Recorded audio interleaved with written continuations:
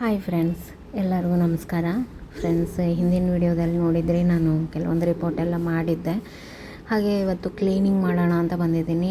ನನಗೆ ಅವತ್ತು ಹಿಂದಿನ ದಿನ ರಿಪೋರ್ಟ್ ಎಲ್ಲ ಮಾಡಿದೆ, ಟೈಮ್ ಆಗಿತ್ತು. ಹಾಗಾಗಿ ನಾನು ಕ್ಲೀನ್ ಎಲ್ಲ ಮಾಡೋಕ್ಕಾಗಲಿಲ್ಲ. ಬೆಳಗ್ಗೆನೇ ನನ್ನ ತಾರಸಿ ತೋಟಕ್ಕೆ ಬಂದಿದ್ದೀನಿ ಕ್ಲೀನ್ ಮಾಡೋಣ ಅಂತ. ಹಾಗೆ ಸ್ವಲ್ಪ ಮಜ್ಜಿಗೆ ಇಟ್ಟಿದ್ದೆ. ಇಲ್ಲಿ 4 ದಿನ ಆಯಿತು. ತುಂಬ ಹುಳಿ ಬಂದಿರುತ್ತೆ. ಈಗ ಎಷ್ಟು ದಿನ ಬಿಡ್ತೀವೋ ಅಷ್ಟು ತುಂಬ ಒಳ್ಳೆಯದು ಗಿಡಗಳಿಗೆ. ಅದರಲ್ಲೊಂದು ಸ್ವಲ್ಪ ಇರುವೆ ಬಂದು ಬಿದ್ದುಬಿಟ್ಟಿದ್ದಾವೆ. ಪಾಪ, ನಾನು ಕೂಡ ನೋಡಿರಲಿಲ್ಲ. ನೋಡಿ, ಚೆನ್ನಾಗಿ ಹುಳಿ ಬಂದಿದ್ದರೆ ಗಿಡಗಳಿಗೆ ತುಂಬಾ ಒಳ್ಳೆಯದಿದು. ಒಳ್ಳೆ ಫರ್ಟಿಲೈಸರ್ ಕೂಡ, ಒಳ್ಳೆ ಪೆಸ್ಟಿಸೈಡ್ ಕೂಡ. ಇದನ್ನು ಹೊಲದಲ್ಲೂ ಕೂಡ ಯೂಸ್ ಮಾಡ್ತಾರೆ ಆದಷ್ಟು ರೈತರೆಲ್ಲ. ನಾನು ನನ್ನ ಪಾಟ್ಗಳಲ್ಲಿ ಬೆಳೆದಿರುವಂಥ ಗಿಡಗಳಿಗೆ ಯೂಸ್ ಮಾಡ್ತೀನಿ. ಅದರಲ್ಲೂ ಕರಿಬೇವು ಗಿಡ, ಟೊಮೆಟೊ ಗಿಡ, ಇದಕ್ಕೆಲ್ಲ ತುಂಬಾ ಒಳ್ಳೆಯದು ಈ ಒಂದು ಫರ್ಟಿಲೈಸರು. ಇದು ಒಂದು 1 ಲೀಟ್ರಷ್ಟು ಮಜ್ಜಿಗೆ ಇತ್ತು. ಇದಕ್ಕೆ ನಾನು ಏನು ಮಾಡ್ತಾಯಿದ್ದೀನಿ ಅಂದರೆ 10 ಲೀಟ್ರಷ್ಟು ನೀರನ್ನು ಸೇರಿಸ್ತಾ ಇದ್ದೀನಿ. ನಾನು ಸ್ವಲ್ಪ ಮೊಸರು ಉಳಿದಿರುತ್ತೆ ನೋಡಿ, ಹುಳಿಯಾಗಿರೋದು, ಅದನ್ನು ಒಂದು ಕಡೆ ಸೇರಿಸ್ತಾ ಇರ್ತೀನಿ. ಸ್ವಲ್ಪ ಜಾಸ್ತಿ ಆದ ತಕ್ಷಣ ನಾನು ಅದನ್ನು ಗಿಡಗಳಿಗೆ ಹಾಕ್ಕೊತೀನಿ. ಹಾಗೆ ನನ್ನ ಮಗಳು ಕಲ್ಲೆಲ್ಲ ಬಿಸಾಕಿದ್ಲು, ಆಟ ಆಡ್ತಾಯಿದ್ಲು. ಅದನ್ನೆಲ್ಲ ಕ್ಲೀನ್ ಮಾಡಿ ತೆಗ್ದಿದ್ದೀನಿ. ಟಯರ್ ಕೂಡ ಅಷ್ಟೇ, ತುಂಬ ಕ್ಲೀನ್ ಮಾಡಿ ಎತ್ತಿಟ್ಟು ಅದನ್ನು ಕೂಡ ಕ್ಲೀನ್ ಮಾಡಿದ್ದೀನಿ. ಆ 3 ಟಯರ್ನೂ ಕೂಡ ನಾನು ಪೇಂಟ್ ಮಾಡಬೇಕು. ಟೈಮ್ ಆದಾಗ ಮಾಡ್ತೀನಿ. ಸದ್ಯಕ್ಕೆ ಇವತ್ತು ಇಷ್ಟು ಕ್ಲೀನ್ ಆಗಿದೆ. ಒಂದಿಷ್ಟು ಗಿಡಗಳನ್ನು ಮೇಲೆ ತೊಗೊಂಡು ಬಂದಿದ್ದೀನಿ. ಸಕ್ಯುಲೆಂಟ್ಸು ಕೆಳಗಡೆ ಇಟ್ಟಿಲ್ಲ, ಕೆಲವೊಂದನ್ನು ಮೇಲೆ ಇಟ್ಟಿದ್ದೀನಿ. ನೋಡಿ, ಎಲ್ಲ ಕ್ಲೀನ್ ಆಯಿತು. ಗಿಡಗಳಿಗೂ ಕೂಡ ಈಗ ನೀರು ಹಾಕಬೇಕು. ನೀರು ಬರುತ್ತೆ. ಈಗ ನೀರು ಬರೋ ದಿನ ನಾನೇನು ಮಾಡ್ತೀನಿ, ಪೈಪಿಂದ ನೀರನ್ನು ಕೊಡ್ತೀನಿ. ನೆಕ್ಸ್ಟು ಇನ್ನು 3 ದಿನ ನಾನು ನೀರನ್ನು ಹಾಕ್ತೀನಿ. ಹಾಗೆ ಸಂಜೆ ಟೈಮಲ್ಲಿ ನಾನು ಟೀ ಕುಡಿತಾ ಕೂತಿದ್ದೆ. ಇದೊಂದು ಬಾಟಲ್ ಇತ್ತು ನನ್ನ ಹತ್ರ, ನೀರಿನ ಕ್ಯಾನು.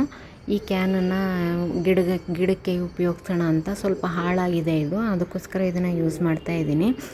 ಇದು ನೋಡಿ, ಇದು ದೊಡ್ಡದಿದೆ. ಇದರಲ್ಲಿ ನಾನು 2 ಪಾಟನ್ನು ರೆಡಿ ಮಾಡ್ಕೋತೀನಿ. ಒಂದು ಸಣ್ಣ ಪಾಟು, ಒಂದು ದೊಡ್ಡ ಪಾಟನ್ನು. ನೀವು ಬೇಕು ಅಂದರೆ ಇದನ್ನು ಕಂಪೋಸ್ಟ್ಗೂ ಕೂಡ ಯೂಸ್ ಮಾಡ್ಕೋಬೋದು.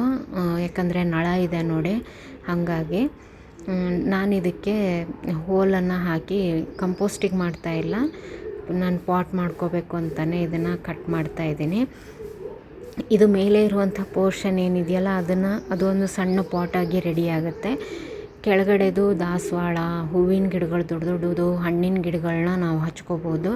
ಆ ಥರ ರೆಡಿ ಮಾಡ್ಕೋತಾ ಇದ್ದೀನಿ. ಇಲ್ಲಾಂದರೆ ಎರಡನ್ನೂ ಅರ್ಧ ನಾವು ಆಫಾಗಿ ಕಟ್ ಮಾಡಿಕೊಂಡ್ರೂ ಕೂಡ ಗಿಡಗಳ ಹಚ್ಚೋದಕ್ಕೆ ಅನುಕೂಲ ಆಗುತ್ತೆ. ಬಟ್ ನಾನು ಒಂದು ಸಣ್ಣದು, ಒಂದು ದೊಡ್ಡದು ಆ ರೀತಿಯಾಗಿ ಕಟ್ ಮಾಡ್ತಾಯಿದ್ದೀನಿ. ಕಟ್ಟರ್ ಇದ್ದರೆ ಕಟ್ಟರಿಂದ ಕಟ್ ಮಾಡಿ, ಇಲ್ಲಾಂದರೆ ಎಕ್ಸಾ ಬ್ಲೇಡ್ ಸಿಗುತ್ತೆ ಹಾರ್ಡ್ವೇರ್ ಶಾಪ್ಗಳಲ್ಲಿ, ಅದು ಇದ್ದರೆ ಅದನ್ನು ಕೂಡ ನೀವು ಯೂಸ್ ಮಾಡ್ಕೋಬೋದು. ಇದೇನು ತುಂಬ ದಪ್ಪ ಇರಲ್ಲ, ಪ್ಲಾಸ್ಟಿಕ್ಕು, ನಡೆಯುತ್ತೆ. ಇದು ನೋಡಿ, 2 ಪಾಟ್ ರೆಡಿ ಆಯಿತು. ಇದರಲ್ಲಿ ಚಿಕ್ಕ ಗಿಡಗಳನ್ನು ಹಾಕ್ಕೋಬೋದು.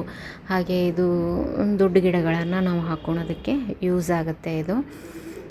ಇದರಲ್ಲಿ ಅರ್ಧ ಕಸ ತುಂಬ್ತೀನಿ ನಾನು. ಗಾರ್ಡನ್ ವೇಸ್ಟ್ ಇದೆ ಸ್ವಲ್ಪ, ಗಾರ್ಡನ್ ವೇಸ್ಟು, ಕಿಚನ್ ವೇಸ್ಟು ಎಲ್ಲನೂ ಹಾಕಿಬಿಟ್ಟು ಮೇಲೆ ಮಣ್ಣನ್ನು ಹಾಕಿ ಮುಚ್ತೀನಿ. ಈ ರೀತಿ ಮಾಡೋದ್ರಿಂದ ಪಾಟು ಹಗುರ ಆಗುತ್ತೆ, ಅದಕ್ಕೋಸ್ಕರ. ಹಾಗೆ ಕೆಳಗಡೆ ಒಂದಿಷ್ಟು ಹೋಲ್ಗಳನ್ನ ಹಾಕ್ಕೋಬೇಕು, ಅದನ್ನು ಹಾಕ್ತೀನಿ, ರೆಡಿ ಮಾಡ್ತೀನಿ. ಹಾಗೆ ನಮ್ಮ ಶಿರಿ ಮೇಲೆ ಹೋಗಿದ್ಲು.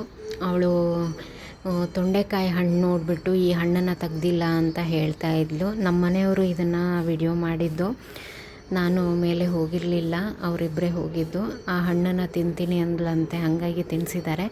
ಅವರು ತಿನ್ಬೋದು ಅಂತ ಹೇಳಿದ್ರು. ಬಟ್ ಕೆಲವೊಬ್ಬರೆಲ್ಲ ಹೇಳ್ತಾರೆ ತಿನ್ನಬಾರ್ದು ಅಂತ. ಕಂಟಿನ್ಯೂಯಸ್ ಆಗಿ ಒಂದ್ಸಲ ತಿಂದರೆ ಏನು ತೊಂದರೆ ಇಲ್ಲ, ಕಂಟಿನ್ಯೂಯಸ್ ಆಗಿ ತೊಂಡೆ ಹಣ್ಣನ್ನು ತಿನ್ನಬಾರ್ದು ಅಂತ ಹೇಳ್ತಾರೆ.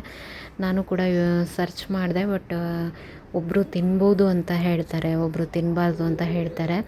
ನಿಮಗೆ ಗೊತ್ತಿದ್ದರೆ ಖಂಡಿತ ಕಮೆಂಟ್ ಸೆಕ್ಷನಲ್ಲಿ ನೀವು ಕಮೆಂಟ್ ಮಾಡಿ ತಿಳಿಸಿ, ತಿನ್ನಬೇಕಾ ತಿನ್ನಬಾರ್ದಾ ಅಂತ. ನನಗೂ ಕೂಡ ಇದ್ರ ಬಗ್ಗೆ ಐಡಿಯಾ ಇಲ್ಲ.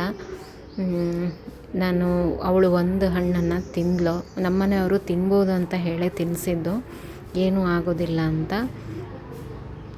ಹಾಗೆ ಈ ವಿಡಿಯೋ ಇಷ್ಟ ಆಗಿದ್ದರೆ ಒಂದು ಲೈಕ್ ಮಾಡಿ ಫ್ರೆಂಡ್ಸ್. ಇನ್ನೂ ತನಕ ನನ್ನ ಚಾನಲ್ ಸಬ್ಸ್ಕ್ರೈಬ್ ಮಾಡಿಲ್ಲ ಅಂದರೆ ಸಬ್ಸ್ಕ್ರೈಬ್ ಮಾಡಿಕೊಂಡು ವಿಡಿಯೋಗಳನ್ನ ನೋಡಿ. Thank you.